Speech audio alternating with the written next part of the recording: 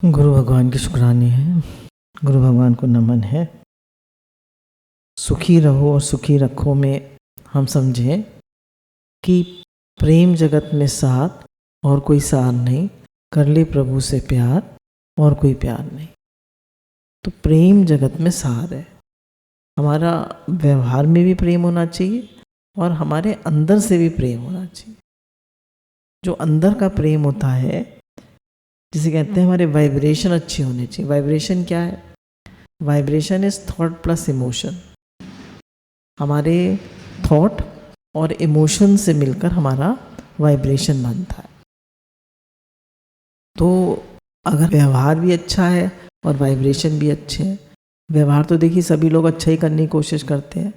कभी कभी गलती हो जाती है, गुस्सा निकल जाता है या हम उल्टा सीधा व्यवहार कर जाते हैं, पर उससे भी ज़्यादा इम्पोर्टेंट है हमारी वाइब्रेशन कैसी है, हमारा भाव कैसा है, हमारे वाइब्रेशन कैसे है।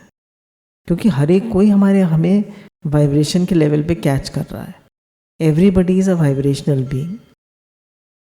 तो हम कह रहे हैं मैं तो इतने अच्छे से बोलता हूँ, मैं तो इतनी सेवा करता हूँ। जैसे मानो हमारे घर में मदर इन लॉ है, मैं तो इतनी अच्छे से सेवा करता हूँ, मैं तो इतने प्रेम से बोलता हूँ, पर हमारी वाइब्रेशन उतनी अच्छी नहीं है। हमें वो प्रेम नहीं मिलेगा जो हमें मिलना चाहिए। क्यों? हमारी वाइब्रेशन ठीक नहीं। हम डांट खाते रहेंगे, हम कहेंगे मैं क्यों डांट खा रहा हूँ। तो गुरु कहते हैं चेक योर वाइब्रेशन। वाइब्रेशन क्या है? Thought plus emotion. तो अपने वाइब्रेशन को हमें बार बार चेक करना चाहिए। सबसे हाईएस्ट वाइब्रेशन क्या है? मैं भगवान का हूँ, भगवान मेरे है ही भगवान। ये हाईएस्ट वाइब्रेशन है। तो इससे कोशिश करके हमें इसी भाव में रहना चाहिए कि है ही भगवान। अब व्यवहारिक रूप पे देखते हैं, एक स्त्री है, अब व्यवहार में वह अपने माँ बाप की बेटी है, बेटी बेटे की माँ है, सास ससुर की बहू है, बहू व दामाद की सास है, नाना नानी की नाती है, नाती नातनी की नानी है, दादा दादी की पोती है, पोती पोते की दादी है, पति की पत्नी है, भाई की बहन है, भाभी की नंद है। ऐसे कितने संबंध है? कोई लिमिट है संबंधों की? अनगिनत संबंध है उसकी। तो उन्होंने कहा एक स्त्री और इतने अधिक रिश्ते नाते जुड़ सकते हैं, है ना। कितने सारे नाते रिश्ते जुड़े होते हैं। एक स्त्री की शादी होती है, बच्चे हो जाते हैं, फिर वो दादी नानी बन जाती है, तो कितने नाते रिश्ते जुड़ जाते हैं। सचमुच अद्भुत माया है। अब क्या है कि वो स्त्री वस्तुतः क्या है? वो नानी है कि दादी है कि पत्नी है कि भाभी है कि चाची है कि ताई है? क्या है वो? कौन है वो? तो गुरुजी बताते हैं कि वह स्त्री शरीर से तो उसके सारे संबंध है, पर वास्तव में वो एक परमात्म तत्व ही है। मैं भगवान का हूँ, भगवान मेरे हैं, वही वो सच्चिदानंद स्वरूप है। परंतु अलग अलग लोग अपनी अपनी वासना अनुसार, अपने अपने संबंध भाव अनुसार उसे वैसा मानते जानते हैं, पहचानते हैं और अनुभव करते हैं जैसा संबंध होता है ना। तो शरीर के संबंध है, वास्तव में तो हम सब एक परमात्मा के ही हैं और एक परमात्म तत्व ही है। तो हम कहेंगे कि एको हम बहु श्याम, जाकी रही भावना जैसी, प्रभु मूरत देखी तिन तैसी। तो ही मोही नाते अनेक, मानिए जो भावे, तात मात गुरु सखा, तू सब विधि हितु मेरो। तो अनेक नाते हैं, एक ही व्यक्ति के कितने सारे संबंध हैं, पर मूल में देखें वो कौन है? दादी है कि नानी है कि चाची है कि ताई है कि भाभी है कि नंद है? क्या है? एक परमात्म तत्व ही है। जिसके सामने जाएगी वो वैसी बन जाएगी। वास्तव में कौन है? अगर हम उसको जैसे गुरु के ज्ञान से देखें तो मैं भगवान का हूँ, भगवान मेरे हैं। तो परमात्मा भगवान का अंश है। ईश्वर अंश जीव विनाशी, चेतन अमल सहज सुख राशि। वास्तव में वो है। शरीर के संबंध से जिसके सामने जैसा जाएगी वैसा संबंध उसके सामने आ जाएगा। तो कह रहे हैं इसलिए सब में परमात्मा है और सब परमात्मा है, इसलिए सब में परमात्मा का दर्शन करके सबके प्रति अपना आदर व प्रेम प्रकट करें। है ना, सब भगवान है, सब में भगवान है और सब भगवान का है, तो सबके प्रति आदर और प्रेम प्रकट करें। सिया राम मैं सब जग जानी, करूं प्रणाम जोरी जग पानी। अब हम देखे हैं जैसे एक ज्ञान योग होता है, एक भक्ति योग होता है और एक कर्म योग होता है। तो ज्ञान योग में कहते हैं ये सारी सृष्टि जो है स्वप्नवत मिथ्या प्रतीत हो रही है, और हमारा काम क्या है कि संसार आसक्ति और विषय आसक्ति को कम करना। तो जितना हम इस प्रपंच को महत्व देंगे उतनी हमें बातें बुरी लगेंगी, है ना। व्यवहार को जितना महत्व देंगे तो उतनी हमें बातें अच्छी और बुरी लगेंगी। इसने ऐसे कर दिया, उसने वैसे कर दिया। तो इस प्रपंच को इतना महत्व नहीं देना है, इसका ना ये सारा संसार का प्रपंच है। संसार के विषय भोगों को तुच्छ जानकर अपने मन को इस जगत के आधार परमात्मा में स्थित करके सबसे प्रेम का व्यवहार करो। तो संसार के प्रपंच से मन को हटा के सब में परमात्मा देखकर सबके साथ प्रेम का व्यवहार करो। तो अगर हम स्थूल रूप में जाएंगे तो राग द्वेष करते रहेंगे, है ना। स्थूल व्यवहार में जाएंगे तो व्यवहार में तो ऊपर नीचे होता ही रहता है, तो क्या होगा, बार बार राग द्वेष होगा ऊपर। और अगर हम परमात्मा तत्व देखेंगे, भगवान देखेंगे, तो हमारा सबके प्रति प्रेम का और समता का व्यवहार होगा। तो सब परमात्मा है, सर्वात्म भाव से, सर्वात्म बोध से सबके प्रति समता का व्यवहार करो। सर्व कर्विदम ब्रह्म नेहम नानास्ति किंचन, एक ही परमात्मा तत्व है और व्यवहार में सबके प्रति समता और प्रेम। तो हमारे हृदय को अपने निश्चय करके कि एक ही अद्वितीय ब्रह्म है, जीव भाव से मुक्त होना ही मानव जीवन का चरम लक्ष्य होना चाहिए। तो हमारा जीवन का चरम लक्ष्य क्या है कि एक ही परमात्मा है, मैं भगवान का हूँ, भगवान मेरे हैं, ऐसा जानकर ये जो हमारा राग द्वेषात्मक व्यवहार है या हमारा जीव भाव है, इससे मुक्त होना और समता में आ जाना। व्यवहार में समता और परमार्थ में मैं भगवान का हूँ और भगवान मेरे हैं। आप कह रहे हैं कि हमने ये तो जान लिया कि मैं भगवान का हूँ, भगवान मेरे हैं, पर व्यवहार को भी हम इग्नोर नहीं कर सकते। कर सकते हैं? मैं तो जान लिया एक ही परमात्मा है, तो व्यवहार का क्या हो गया? तो कह रहे हैं इस ठोस धरती पर व्यवहार एक ठोस वस्तु है। जो व्यक्ति इस स्थूल जगत के बहिरंग व्यवहार के निर्वाह में सावधान नहीं है, उसे भला यह अपेक्षा कैसे की जा सकती है कि वह सूक्ष्म जगत के अंतरंग व्यवहार के निर्वाह में सावधान रहेगा। सावधानी ही साधना है और अपने सुख स्वरूप की प्राप्ति साध्य है। अब हम बाहरी सावधान नहीं है तो अंदर मन में जो हमारे थॉट्स चलते हैं, जो हमारा अंतरंग है, उसमें सावधान कैसे रहेंगे? उसमें भी राग द्वेष करेंगे। यार जो लोग लीला चिंतन करते हैं वो लोग भी तो सेवा ही करते हैं, वो भी तो राधा रानी की या कृष्ण जी की सेवा ही तो करते हैं। जो जिसकी वो होती है मंजरी, वो उसकी सेवा करती है, वहाँ भी सेवा ही होती है और बाहर भी सेवा ही है। तो अगर हम स्थूल जगत में सावधान नहीं है सेवा में, तो फिर अंतरंग जगत में कैसे होंगे? हमारे मन के बाहर तो हम बुरी तरह कर रहे हैं, तो अंदर में हमारे कितने बुरी तरह होगा। अब हमको ये बात समझनी है, जैसे कहा मैत्री करना, मुदिता और उपेक्षा। व्यवहार में हमको ये 4 बातें मानी जाती हैं, मैत्री, करुणा, मुदिता और उपेक्षा। अगर वो हमसे अनुभव में और अवस्था में बड़ा है तो उसके प्रति श्रद्धा और आदर का भाव रखें और विनय संपन्न होकर उसकी आज्ञा का पालन करें। अगर गुरुजन कुछ कहें तो उनकी आज्ञा का फौरन पालन करें। अगर हमारे बराबर का है, समवयस्क है, तो उसके प्रति मैत्री का भाव रखें और उससे अपने मधुर अति मधुर प्रेम अमृत रस का आस्वादन कराएं।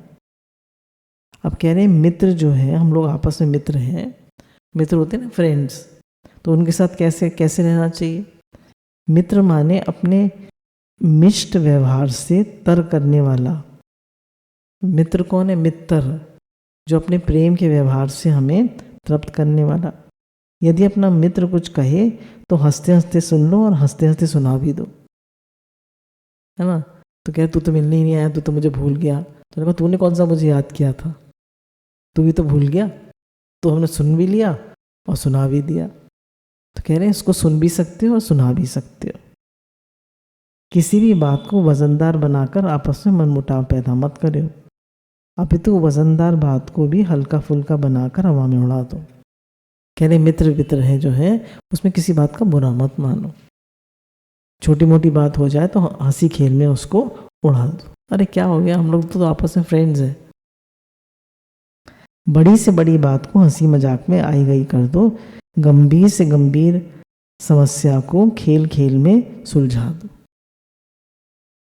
तो कह रहे हैं आपस में किसी भी बात को लेकर मत बैठो फ्रेंड्स में, ठीक, हंसी खेल में मजाक में उसको उड़ा दो। क्या है ना, अगर हम लाइट रहेंगे तो दुख हवा हवा हो जाएंगे, और भारी रहेंगे, हर बात को फील करेंगे, हर बात को लेकर बैठेंगे तो दुख यहाँ रह जाएंगे। ये गलती हमसे हो गई तो हो गई, अब क्या करें, सॉरी कह दें, फील कर लें, आगे नहीं करेंगे और उसको छोड़ो, आगे बढ़ो, लेके मत बैठो, हृदय को भारी मत करो। अब वो अगर हमसे छोटा है ना, छोटा है, मानो पोता है, छोटा बच्चा है, बेटा है छोटा, तो उसे आगे बढ़ाओ, ऊपर उठाओ। गुरु के सामने शिष्य हैं तो उसके लिए कहा उसे आगे बढ़ाओ, ऊपर उठाओ और बाहर भीतर से फैलने की सुविधा व अवसर प्रदान करो। उसकी बहुमुखी प्रतिभा की, मतलब उसकी प्रतिभा सब बढ़े, वो आगे बढ़े। उसके साथ बालकवत गति मति रति स्थिति परिस्थिति आदि को ध्यान में रखकर उसकी शारीरिक मानसिक बौद्धिक व आध्यात्मिक शक्तियों के संरक्षण व विकास हेतु प्रयत्नशील रहो। उसका ऑलराउंड डेवलपमेंट होना चाहिए। जो हमसे छोटा है, साधक है, गुरु के सामने, माता पिता के सामने बच्चा है, कोई भी है, तो उसका फिजिकल, मेंटल, इमोशनल और स्पिरिचुअल हर तरह का डेवलपमेंट होना चाहिए। जिस व्यक्ति के साथ जैसा संबंध भाव है उसके प्रति वैसा ही योग और उचित व्यवहार का निर्वाह करो। संबंध भाव के अलगाव से व्यवहार भले ही भिन्न हो, किंतु समस्त व्यवहार का सार अभिन्न हो। सुखी रहो, सुखी रखो। कह रहे भले ही व्यवहार अलग अलग हो, जैसा संबंध हो उसके हिसाब से, पर मेन उसका बेसिक क्या है, खुद भी खुश रहो और उसे भी खुश रखो। तुम्हारे आसपास एक हैप्पीनेस वे ऑफ लाइफ, तुम खुद भी अंदर से खुश रहो और सबको खुशी दो। खुद भी खुश रहो, सबको खुशी दो। तुम्हारा व्यवहार अंदर से भी प्रेम का होना चाहिए और बाहर से भी। अब कह रहे हैं अगर हम दुनिया की पोल पट्टी देखें, दुनिया को देखें, तो ये दुनिया जो है महाठगनी है। ईश्वर की बड़ी भारी माया है और वह माया बड़ी महाठगनी है। सब धोखा ही धोखा है, दिखावा ही दिखावा है, आडंबर ही आडंबर है, झूठ ही झूठ है। तो कह रहे हैं इसलिए जो मनुष्य दुनिया में लक्ष्यहीन जीवन जी रहा है ना, अब हम देखें हम जीवन में हमारा कोई लक्ष्य नहीं है तो क्या होगा। एक आम आदमी जो है दिन में 17 बार हंसता है, 17 बार रोता है। क्या करता है बताओ? यही करता है, मूड ऑफ मूड ऑन। क्यों? क्योंकि उसका कोई लक्ष्य नहीं। परमात्मा हमारा लक्ष्य नहीं है। पैसा आ गया तो खुश, पैसा चला गया तो दुखी। अच्छे से बोल लिया तो खुश, अच्छे से नहीं बोल लिया तो दुखी। तो कह रहे हैं कुछ तो हम अपना होश संभालें, कुछ समझें कि दुनिया क्या है। तो अब इसको वैसे समझा रहे हैं कि दुनिया जो है, जैसे गुरु कहते हैं this world is a stage and we all are actors.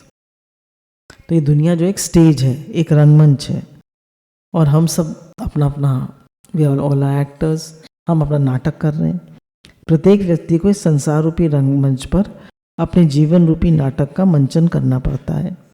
किसी भी व्यक्ति का जीवन सदैव एक समान नहीं रहता, एक समान रहता है। सभी के जीवन में अच्छा बुरा, अनुकूल प्रतिकूल, प्रिय अप्रिय आता रहता है। प्रत्येक व्यक्ति के जीवन रूपी रथ के काल रूपी पहिए में उतार चढ़ाव आते हैं। संसार परिवर्तनशील है। अपने जीवन में जहाँ जब जैसी परिस्थिति आए वहाँ तब वैसी लीला का निर्वाह करना चाहिए। कभी शादी है, कभी गमी है, कभी लड़ाई झगड़ा है, कभी प्रेम है, तो हर समय अलग अलग परिस्थिति आती रहती है ना। तो कह रहे हैं उस समय हमें वैसा ही एक्शन करना है। अब शादी है तो हम वो भजन गाएंगे, ये झूठे मुंह के फंदे क्यों फंसता है इसमें बंदे। और जब गमी है तो गाएंगे आज आज तो बधाई बाजे रंग महल में। तो इसलिए कहने जैसा मौका हो वैसा ही हमें व्यवहार करना चाहिए। तो जैसी परिस्थिति है वैसी लीला निर्वाह करना चाहिए। अब हम देख रहे हैं अगले का मूड ऑफ है, उसकी तबीयत ठीक नहीं है, तो हम वैसे ही व्यवहार करें, ठीक ना। तो कह रहे हैं सामने हमसे कैसा एक्सपेक्ट किया जाता है वैसा ही हम व्यवहार करें। अपना व्यक्तित्व एक गहरा नहीं होना चाहिए, अपना व्यक्तित्व रंगमंचीय होना चाहिए। तुम तो जानते ही हो कि नाटक में नट, अब जैसे मानिए जो नाटक में जो वो है एक्टर है, वो एक्टिंग तो अच्छे से करता है बहुत, पर उसका जो रोल है उसका इफेक्ट अपने ऊपर नहीं लेता। जैसे अमिताभ बच्चन जो है वो एक उसमें वो बनाए कुली, उसको चोट लग गई, या उस बहुत गरीब है, पर अपनी रियल लाइफ में जाएगा तो गरीब मानेगा अपने को? नहीं मानेगा ना। ये जो संसार है नाटक है, तो इसमें जैसा रोल है वैसा हम करेंगे, पर अंदर में हम मानेंगे मैं तो भगवान का हूँ, भगवान मेरे। ये सब तो रोल नाटक चल रहा है, ये सब तो लीला चल रही है।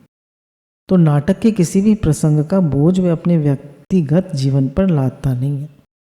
तो जो व्यवहार में रोल चल रहा है कि अरे ये नहीं हो रहा, अरे वो नहीं हो रहा, अरे ऐसा हो गया, अरे वैसा हो गया, वो किसी भी रोल का बोझ अपने ऊपर नहीं लाता। वो तो ये याद रखता है मैं तो भगवान का हूँ, भगवान मेरे हैं, संसार तो नाटक है, इसमें तो लीला चल रही है बस। नाटक नाटक नाटक, इसमें अटकना नहीं है। यही नाटक नट की जो एक्टर है उसकी नट कला है कि वो बाहर से तो रोल ऐसे करेगा, कितने आंसू बहाएगा, कितने अच्छे से करेगा, हंसने का सीन है तो कितना खुश होगा, पर अंदर में कुछ नहीं है। जब सीता जी को रावण चुरा के ले गया तो राम जी कितना रोए, पर अंदर में तो उन्हें पता था, अंदर में तो वो नहीं रो रहे थे ना, नाटक कर रहे थे। तो नारायण अपने जीवन में जहाँ जब जैसा प्रसंग आए तब वैसा ही नाटक कर लो। अपने वास्तविक स्वरूप पर किसी भी प्रसंग का कोई भी प्रभाव न पड़ने दो। अंदर से निर्लेप न्यारे रहो, बाहर व्यवहार अच्छे से करे, अच्छे से करो, प्रेम से रहो और प्रेम से रखो।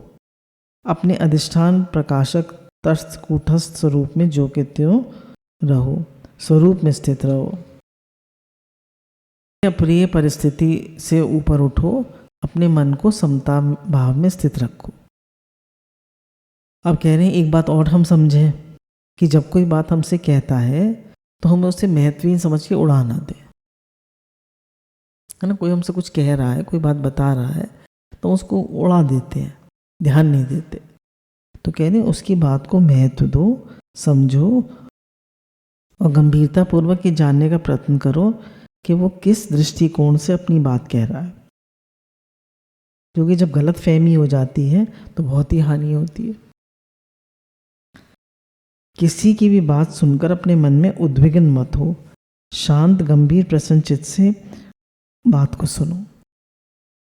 कह रहे कोई कुछ बात कहते, जैसे भगवान ने भी गीता में कहा है कि मेरा भक्त जो है उद्वेग रहित होता, तो हम एकदम उद्विग्न हो जाते हैं ना, और कोई कुछ भी कह सकता है पर हम उद्विग्न ना हो।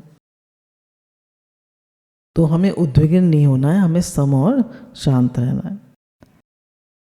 आप कह रहे हैं देखो मैं और पे करने से काम नहीं चलता। गंगा गए तो गंगा दास, यमुना गए तो यमुना दास। धीर गंभीर व्यक्ति अनुकूल बात सुनकर खुशी से फूलकर कुप्पा नहीं होता और प्रतिकूल बात सुनकर चिढ़ता कुढ़ता नहीं। अनुकूल बात में हम बहुत खुश हो जाते हैं और जरा डांट पड़ गई एकदम फुस हवा निकल गई, और जरा हमारे मन के अनुकूल हो गया, जरा प्रेम मिल गया तो मार उछलेंगे, मार इठलाएंगे। तो कह रहे हैं समो शांत रहो, धीर गंभीर रहो। कह रहे कभी कभी ऐसा होता है कि हमारा दृष्टिकोण दूसरे व्यक्ति के दृष्टिकोण से फर्क होता है, तो दो लोगों की व्यूज मैच नहीं करते। वैसे भी चॉइसेस अलग अलग होती हैं, दृष्टिकोण भी अलग अलग होते हैं। तो कह रहे हैं अगर अपनी बात को कहो पर अगला अगर नहीं मानता है, वो नहीं समझ रहा है, तो फिर उसको अपना दुराग्रह छोड़ दो, है ना, कि मेरी बात समझे, मेरी बात माने, तो वो दुराग्रह छोड़ दो, क्योंकि बुद्धि का फल है दुराग्रह का परित्याग। हम किसी भी चीज़ में आग्रह नहीं रखें, वे चाहे बहू बेटे हैं, चाहे बच्चे ही हैं, वो नहीं सुनते। मानो हमने अपनी बात कह दी, हमने कहा कि आजकल ये नहीं करना चाहिए, पर वो नहीं मानते। ठीक है, करो, देख लो। गुरु कहते हैं your experience is the best teacher, करके देख लो। तो एक बार अपनी बात कह देनी चाहिए, 2 बार कह दो, पर नहीं सुन रहे तो छोड़ दो, और भगवान से उनके लिए शुद्ध भाव रखो कि भगवान आप ही इन्हें सिखाएंगे। तो कह रहे हैं जब अपने मन में आकुल व्याकुल क्यों होते हो, मन का चिढ़ना कुढ़ना तो मन की कमजोरी का परिचायक है। जब हमारे मन के हमारी कोई बात नहीं मानता या हमारी बात नहीं सुनता, अपने मन से चलता है, तो कह रहे हैं मन में परेशान मत हो, चिड़ो कुड़ो मत, क्योंकि चिढ़ना कुढ़ना जो है वो मन की कमजोरी का परिचायक। स्वस्थ प्रसन्न मन से तुम अपने निश्चय के अनुरूप व्यवहार करो और अन्य व्यक्ति को अपने निश्चय के अनुसार व्यवहार करने दो, है ना। तुम अपने हिसाब से चलो और उसको जैसा अच्छा लगे वो वैसा करे, है ना। जिसको जैसा अच्छा लगता है, फ्रीडम है, आप अपनी तरह चलो, हम अपनी तरह चलें, फ्रीडम होना चाहिए। जैसे एग्जाम्पल, पति को पिक्चर देखना अच्छा लगता है, पत्नी को और कुछ अच्छा लगता है, उसको माला फेरना अच्छा लगता है, तो तुम माला फेरो, उन्हें पिक्चर देखने दो, है ना। घरों में बहुत से लोगों में होता है कि पति सत्संग नहीं आते तो वो टीवी देखते रहते हैं, पत्नी सत्संग आती है तो उसे माला करना अच्छा लगता है, वो कहे आप भी माला करो, आप भी सत्संग चलो, वो नहीं चलते। तो उन्हें अपनी लाइफ जीने दो, आप अपनी लाइफ जियो। तो कह रहे हैं इस प्रपंच में आत्मा परमात्मा ही सच है, तो इसलिए तो हम बहुत ज़्यादा आग्रह नहीं रखें। तो कह रहे हैं व्यवहार में दुख है ही नहीं। तब अखंडानंद जी का कहना है कि व्यवहार में दुख नहीं है, जितने भी दुख हैं वो हमारे मन के दुराग्रह में है। हम चाहते हैं सब हमारे मन के हिसाब से चलें, हमारे मन से चलें, तो यही हमारा दुराग्रह जो है वो हमें दुख देता है। जब तक मन में दुराग्रह नहीं होता तब तक दुख से छुटकारा नहीं मिल सकता। इस दुराग्रह को दूर करने का उपाय है मन की समता में स्थिति। सबको एक्सेप्ट करो, डोंट एक्सपेक्ट बट एक्सेप्ट। हर किसी से कोई इच्छा ना रखे, मेरे अनुसार चले, मेरे अनुसार करे, उसको एक्सेप्ट करें। तो कह रहे हैं कि हमको इस बात को समझना पड़ेगा, ये संपूर्ण जगत परमात्म स्वरूप है, सब मेरी ही आत्मा है। इस प्रकार मन को समता भाव में स्थित करके 3 उपाय हैं।